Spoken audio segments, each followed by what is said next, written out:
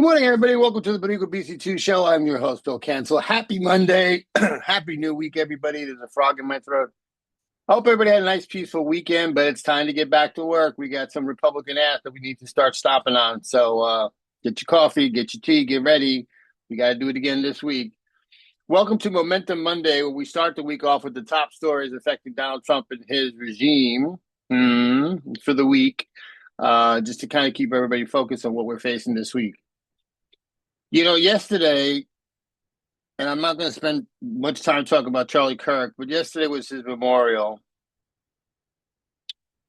And the President of the United States had a total opportunity to lower the tension, calm things down. He blew it. He emphatically blew it. According to The Guardian, quote, I hate his opponents at Kirk Memorial. At the Charlie Kirk Memorial in Arizona, Trump said he, quote, hates his political opponents, a striking escalation in rhetoric. The contract with Kirk's widow's forgiveness has drawn criticism even among some conservatives. I'm tired of the criticism coming from conservatives. I really am. A criticism is not a stance. If you don't like the outfit I'm wearing this morning, that's a criticism. If you decide to stop watching my show because I'm wearing this outfit, that's a stance. They don't get it.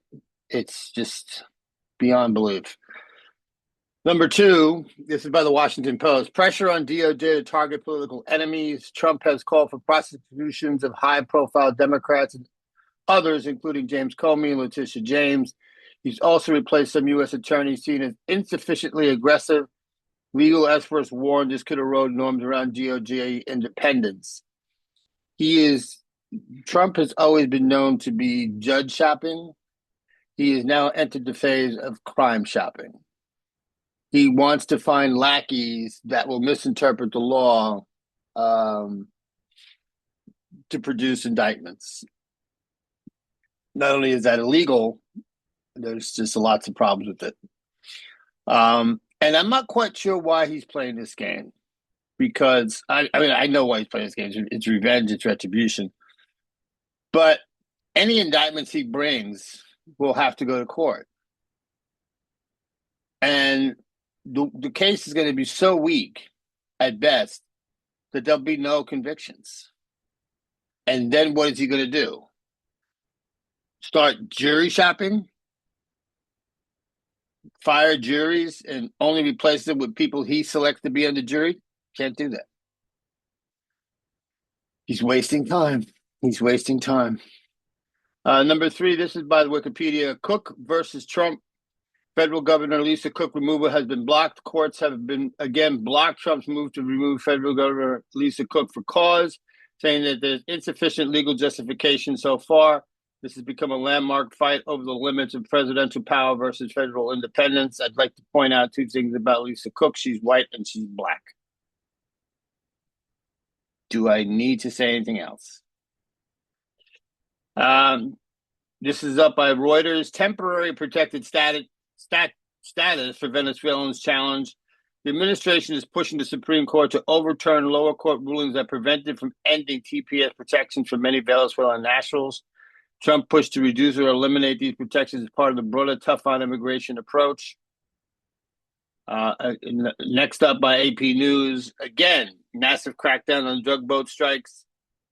Multiple U.S. airstrikes have targeted alleged drug trafficking boats, especially from Venezuela. While these are being promoted by the Trump administration as showing strength and in confronting narcotic terrorism, critics question the legal basis and transparency of these operations. This is a bigger story that really, I don't think it's getting the proper attention that it gets. You know, if I was the guy trying to be tough about that, I wouldn't blow them up, because when I blow them up, I lose all chance of credibility and evidence. I would capture the boats to say, look, here's yet another one with, 100 kilos of cocaine, 100 kilos of fentanyl. What I'm doing is working. Dead people don't talk. Destroyed boats and cargo don't leave telltale signs. We're not sending a forensics team to the spot in the ocean where these shots were fired to scour the water to see if there's any traces of fentanyl. We're not doing that. This is just bullshit at this point. Next one up is about Charlie Kirk. I am not talking about Charlie Kirk. I'm done talking about Charlie Kirk. The next one is interesting. This is by the New York Post. U.S. will defend Poland and the Baltics from Russian aggression. Trump declared that the U.S. will protect NATO allies, Poland, Baltic states, if Russia escalates. It's a signal to both allies and critics that his administration wants to protect strength, especially in Europe, despite criticism for prior stances. This is interesting. I'm not quite sure where this is going. Is this a tough guy threat to Vladimir Putin, considering he has failed in everything else? Not sure. We'll see. So that's it for the Momentum Monday show. That's what's happening this week. These are things that you should be focusing on. As far as other podcasts are concerned, we had the absolute pleasure of having the Kind Amigos yesterday, my Canadian panel on the show. They are just wonderful, and it is such a pleasure to get a chance to sit there and talk with them. We talked about everything. We went off script yesterday for 45 minutes, and we covered everything that's happening in the country today off script. We just touched every single topic without even knowing that we touched every single topic. So if you get a chance, watch that. I will be producing that show right after this, and it'll be available wherever your podcasts are available. If you want to get a teaser, you can go to YouTube and watch some of the shorts that'll be coming out later.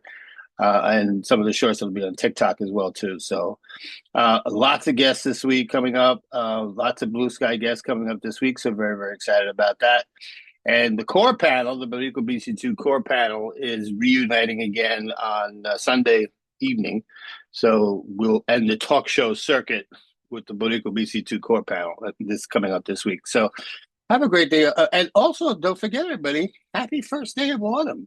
That nice chill is in the air. I hope everybody enjoyed their summer and had a great summer. For me, this was a spectacular summer, one of the best that I could really remember in a long time. The weather was really good. We had like maybe a couple of days of 100-degree weather, but for the most part, it was a beautiful summer, and I hope it was the same for you. Take care, everybody. We'll see you tomorrow. Bye-bye.